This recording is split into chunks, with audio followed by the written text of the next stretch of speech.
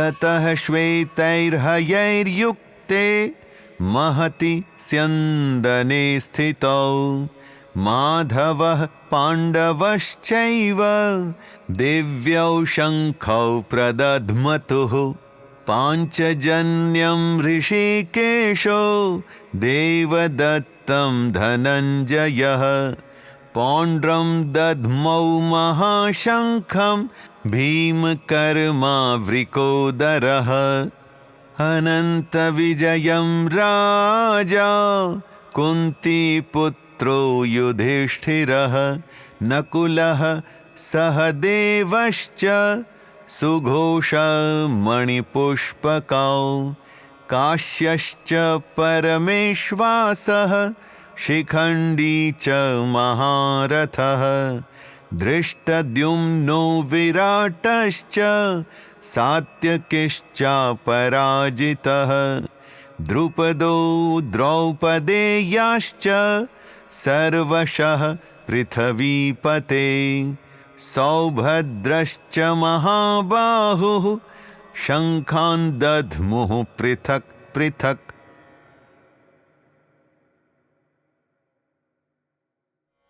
धृतराष्ट्र का सबसे पहला प्रश्न था, हे संजय, धर्म भूमि कुरुक्षेत्र में मेरे पुत्रों और पांडु के पुत्रों ने क्या किया? संजय ने प्रश्न के उत्तर में भी और धृतराष्ट्र के अंदर अपने पुत्रों के प्रति व्याकुलता को देखते हुए भी सबसे पहले दुर्योधन पर केंद्रित रहकर कौरवों का पक्ष प्रस्तुत किया। अब यहां से संजय पांडव पक्ष की ओर देखते हैं और बताते हैं कि कौरवों के शंखनाद के बाद सफेद अश्वों से युक्त महान रथ में बैठे हुए श्री कृष्ण और अर्जुन ने दिव्य शंखों का वादन किया। श्री कृष्ण ने पांचजन्य नाम का, अर्जुन ने देवदत्त नाम का और वृकोदर भीम ने पौंड्र नाम का शंख बजाया। कुंती पुत्र राजा युधिष्ठिर ने अनंत विजय नाम का और नकुल और सहदेव ने अनुक्रम से सुघोष और मणिपुष्पक नाम के शंख बजाए।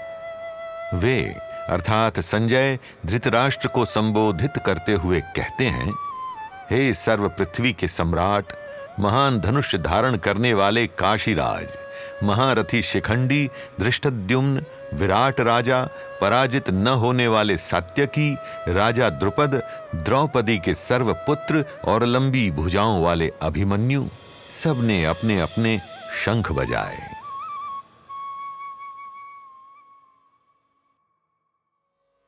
गीता में यहां पहली बार भगवान श्री कृष्ण का प्रवेश होता है और वो भी एक विनम्र सारथी के रूप में।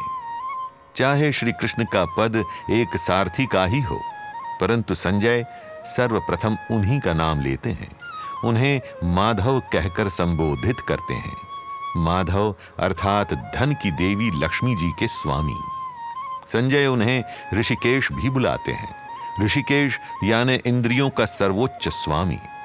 परंतु आपने देखा होगा, दुर्योधन ने पांडव सेना की बात करते हुए तो श्री कृष्ण का नाम भी नहीं लिया, क्योंकि उसकी दृष्टि में कोई सारथी क्या ही कर लेगा। युद्ध से पहले जब चुनने का अवसर आया कि एक ओर श्री कृष्ण और दूसरी ओर उनकी विशाल सेना, तो दुर्योधन सेना चुनकर अत्यंत प्रसन्न था। वो बल को ही सब कुछ मानता था।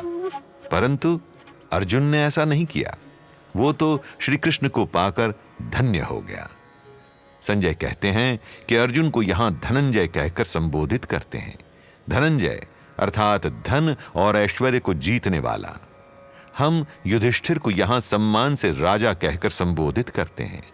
भीम को कहा गया है वृकोदर अर्थात विशाल काय और पराक्रमी।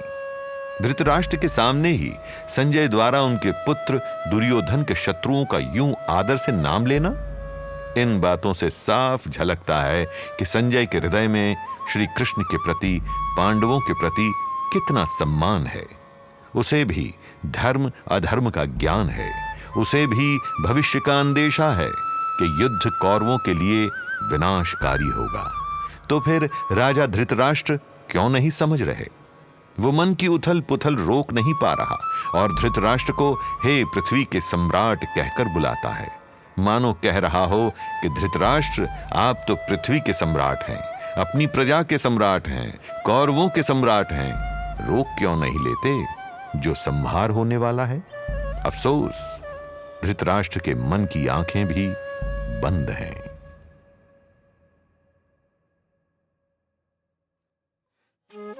युद्ध में जब कौरव पक्ष की उद्घोषणा पूरी हुई तो पांडवों की तरफ से सबसे पहले मैंने पंचजन्या नामक शंख उठाकर भीष्म शंखनाद किया। मैं ही तो था जो पांडवों की अगुवाई कर रहा था। एक सामान्य सारथी जिसे दुर्योधन ने अनदेखा ही कर दिया। वह तब अति प्रसन्न हुआ जब मैंने अपनी विशाल सेना उसे दे दी। उसे लगा कि कहां यह बलशाली सेना और कहां मैं निहत्था। वो जीवन भर बल एकत्रित करने की होड़ में लगा रहा, तो करते उसे अब सिर्फ शरीर और शस्त्रों का ही सामर्थ्य दिखाई दे रहा था। मेरी शक्ति सिर्फ बल में नहीं परंतु साफ मन में भी बसती है। वो शक्ति जो कि पांडवों के पास है। तो आप कहिए, आप दुर्योधन हैं या अर्जुन? कहीं भौतिक सुख और धन एकत्रित करने की होड़ में धर्म को तो नहीं भूल गए? साफ मन जो धर्म में स्थित हो उसकी शक्ति अतुल्य है। वो आपको असीम सामर्थ्य देता है, मानसिक संतुलन प्रदान करता है और इस सब से आप वो पा सकते हैं जो आप चाहते हैं। रखना तुम बस स्वच्छ ये मन, स्वयं आएगा यश और धन। तो मित्रों, जीवन की इस महाभारत में अपना सारथी आप किसे चुनेंगे? मेरी सेना को या मुझे?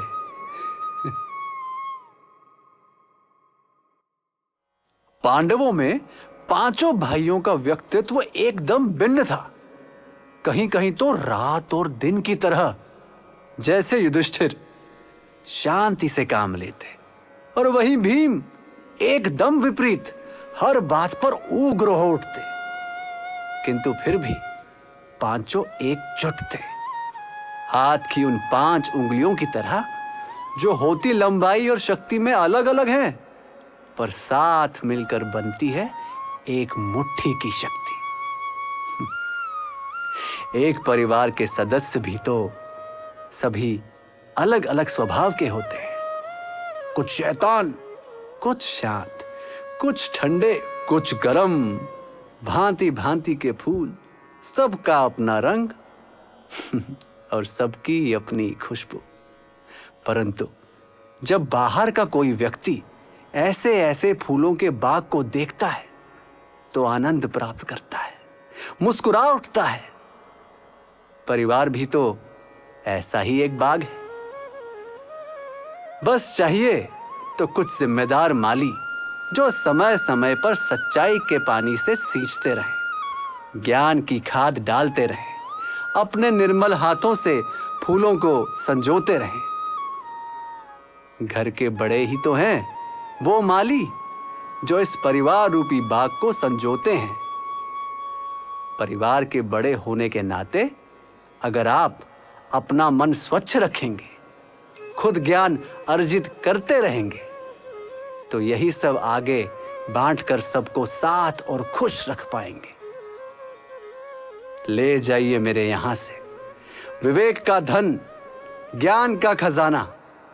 गीता के अंदर शब्द नहीं, हीरे और मोती बिखरे हुए हैं आपके लिए। गीता के इन उपदेशों के तले धर्म की वो छांव है जिसमें बड़े छोटे सभी एक साथ आ सकते हैं। सभी का कल्याण होगा।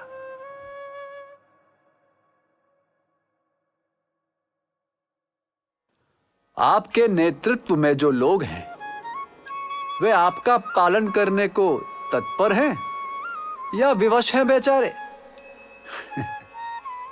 अर्जुन को जब चुनने का मौका मिला तो उसने मेरी शक्तिशाली सेना की तरफ देखा तक नहीं। बिना संकोच के मेरे साथ की मांग की। उसे मुझ में सच्चा मार्गदर्शन दिखा, उसे मुझ में स्नेह दिखा और मुझे उसमें।